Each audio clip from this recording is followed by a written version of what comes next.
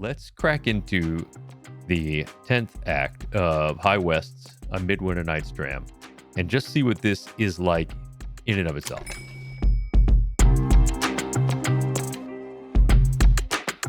Let's get into something crazy. Yeah, man, I gotta tell you, this is something that I wait for every year. And there are a ton of folks who want to constantly compare the latest batch to the super old batches of this that had much different liquid in it. And I understand that. Like, I love to compare shit too. I'm with you guys on that. However, there's also a time to just appreciate something for what it is. And I realize that I'm sort of playing both sides of the aisle when I say this, because I'm the same idiot who will take every year's batch of Elisha Craig Barrel Proof and compare each one to the other and dissect them in ways that don't need to be done. That said, let's crack into the 10th act of High West's A Midwinter Nights Dram and just see what this is like in and of itself. Hell yeah. I mean, this is a product that has been around for so long that High West decided they needed an encore. This is the 10th edition, first act, I want to say.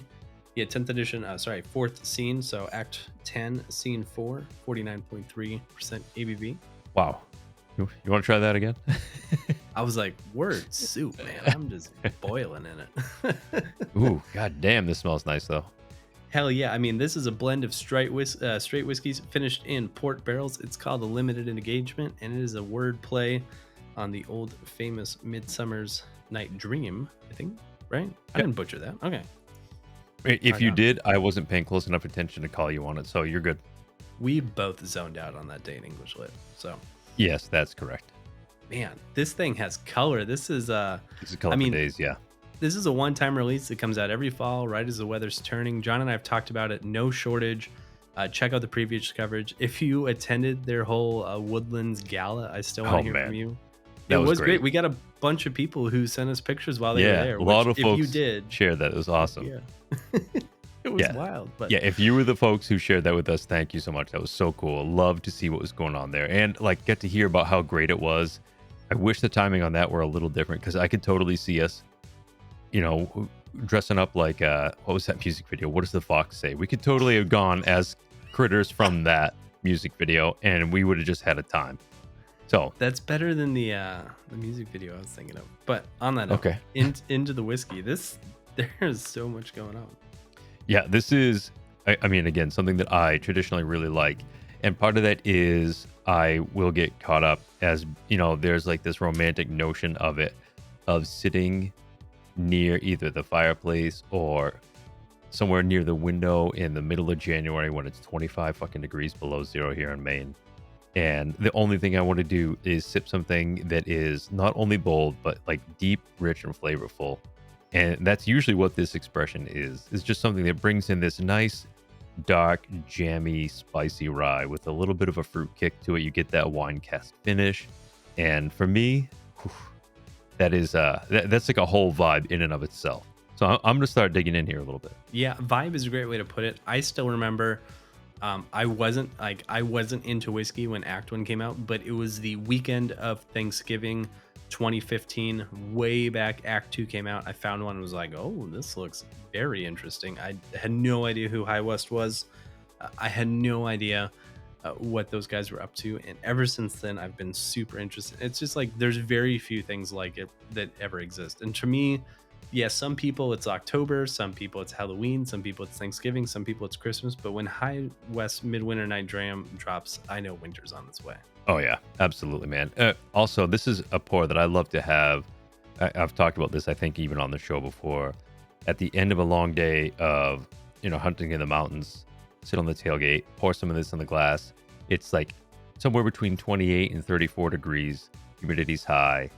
The steam is rolling off you because you've just been stomping through the woods, chasing down whatever it may be for critters.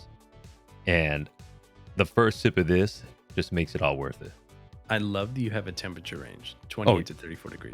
Oh, yeah, absolutely. I have a temperature range. That's the best part. I think from now on, when I write reviews for whiskey readers, I'm going to also include a guidance on like, this is the correct temperature range. Yeah, the best way to enjoy this would be when the sun is at this level in the sky with... All I can think of for bookers is just like butt naked on an ice cube. Are you on the ice cube or is the whiskey? I mean, you like on a block of ice, like both cheeks. Me just, like, personally. straight on it. Yeah. Okay. No, that makes sense actually. Yeah. On that note, tasting notes. So, really jammy this one. It's just like butt naked on an ice cube. Oh, right. Yeah, very, very jammy. Like good dried fruits right up front, followed immediately by an awesome punch of rye spice, dark brown sugar, a little bit of this like toasty rye bread, like the crust off of a homemade rye bread. Really nice. Yeah, this is cherry jam and candied yeah. ginger all day for me. Yeah, I could see that cherry jam for sure. I get like the fig cookies there a little bit, like the fig Newton filling on there, or even like there's this place in town that used to do a duck confit pizza with like roasted figs on it, and they would have like a little balsamic drizzle, and like the elevation of that fig there with the fatty duck and the acidity from the balsamic. I can't get off this whiskey, man. It's so good. This man. like brings that bright, like punchy fig level back for me. It's really funny you mentioned that. I had a fig and balsamic pizza like 6 months ago, and that flavor combination is just, it just works. Oh, it works, yeah, in a good way. This is noticeably jammier than the last couple years that I can think of. And honestly, so those early editions were really old source components. High Right. West in the middle started blending in their distillate. I didn't really like a couple of those additions in the middle because they felt youthful and grainy, like it was clear that their distillate was there. But this has no sign of that weird muckety grain or that youth. Like this tastes like some of the early batches. Yeah, I'm with you on it. This is very, very well rounded. There's no sign of like the weird, like green notes that you can get from some of those younger, grainy or more rambunctious type of whiskeys. This is just all around pretty kick-ass, actually. This might be, I'm going to have to compare this, of course, I'm going to do what I said that everybody probably shouldn't do and compare this to last year's. I'm not going to go way back and compare it to the old ones. Right. But I am going to, I think, compare it to last year's because I really liked last year's. I thought last year's was a good step up over the year before. And I've liked, I want to say like the last 4 in a row have all been, I thought, good. And I think that they were doing a good job of turning up the volume on each one incrementally.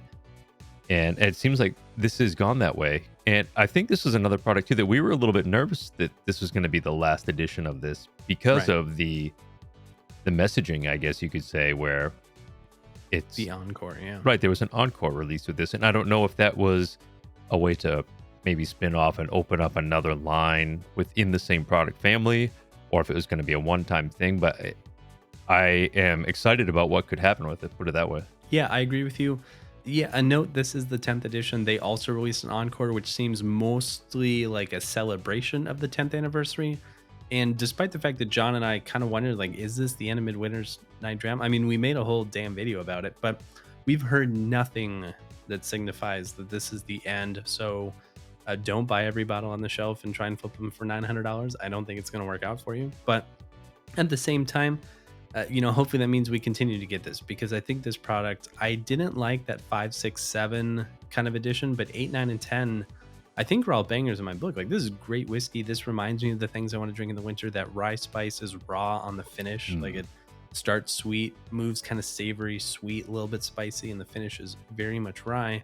But once again, like, they also definitely understand the value of this whiskey, because the MSRP just keeps going up and up. Yep. And it's unique this year because it's $125 in Utah, but it's $150 everywhere else, which is north of what it used to be at 79 back, and I get that inflation and things like that, but Yeah. that's a big hike over time, if you ask me. Well, I mean, the more you have jackasses like us that are gonna drink these things and talk about them on a podcast, on YouTube, on websites, the more exposure we're giving to these things, the more the price is going to go up, right? I mean, That's that fair. is part of why I say that these are the good old days of whiskey, because without people like us so enthusiastically spreading the word and saying, you got to go try this, and making everybody say, I'm going to go try that, you don't really get brands who can say, hey, we've always done this Midwinter Nights Dram. Let's do an Encore too. We'll roll out 2 editions at the same time. That type of growth doesn't happen without excited consumers. So I feel like that part of this is good. I don't know if we touched on the proof point here. This is 49.3 ABV. It always is, which I always thought was kind of cool that they have a proof point. I mean, I say that, but I also kind of like dislike that Woodford has their own proof point and they never move it. Right. So I'm being a little bit of a dick here, but I feel like I'm doing it in good faith, if that makes any sense at all. I feel like, and that's the thing. I've never really bashed Woodford for the proof. I think 45% is fine. Like their price point is fine.